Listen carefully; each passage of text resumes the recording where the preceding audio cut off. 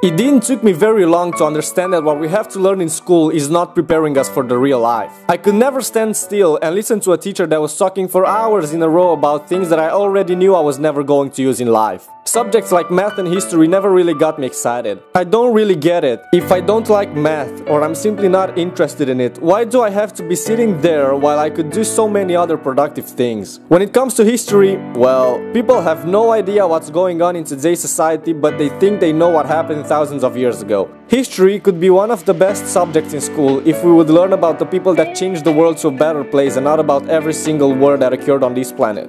Now, don't get me wrong, I love the idea of school. The only thing that I can't agree with is what we are forced to learn in there. Oh yeah, and the absence system. I do agree that you have to be extremely good in math if you want to become an engineer or something like that, or that you have to know all the laws in order to become a lawyer, but not everybody wants that, yet we all have to learn the same things just to pass. Me, personally, I never had to use advanced math in my life.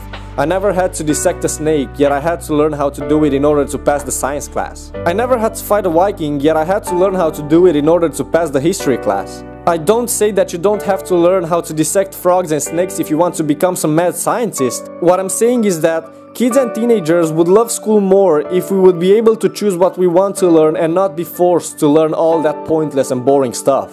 There are about 550 students in my school. 550 different people, all with different personalities, all with different interests, yet we all have to learn the same stuff in order to get a degree.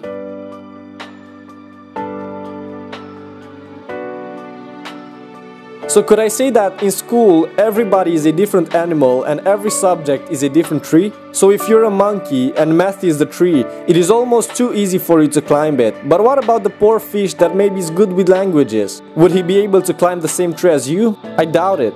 I've heard a lot of students complaining about how much time school steals them in order to get a paper with the word "Congratulations, you have passed" on it. They were complaining about that they didn't have time for their hobbies. I sometimes think that the reason why school doesn't allow kids to follow their passions is because the system doesn't want us to take our lives in our own hands. They want us to be robots. They want us to take orders and they don't want us to live the life that we want to live. How come every single kid you ask has something against school? They only want people capable of running the machines and not being able to question things. They want people to believe everything they're told, not being able to take risks. How come school never told me to take a risk? They always told me to play it safe because, oh my god, I cannot put my life in danger. Well, there is a saying, if you don't risk, you don't win. So many passions are wasted this way.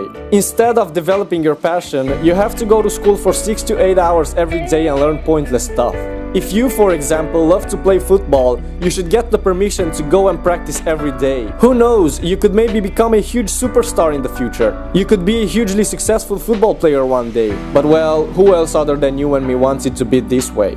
My teacher always told me that I have time for my passions after school. But who's got the will to do something after fucking up your mood by sitting down for 8 hours straight? Another teacher told me that high school isn't obligatory, so I can drop out whenever I want. Well, that's not something you hear a teacher say every day. But when it comes to dropping out, parents interfere. Oops. It is hard for someone that has a passion for something to do well in school too in order to please the parents. It's hard to say, but most of the parents want their children to become what they couldn't themselves. Instead of hearing the kid out and helping him with his passions, both financially and spiritually, most of the parents are forcing their kids to go to school and take classes they don't want. Of course the parents want their kids to have a good life, but sometimes we have to look inside our decisions because very often the surface is only an illusion. And education, well,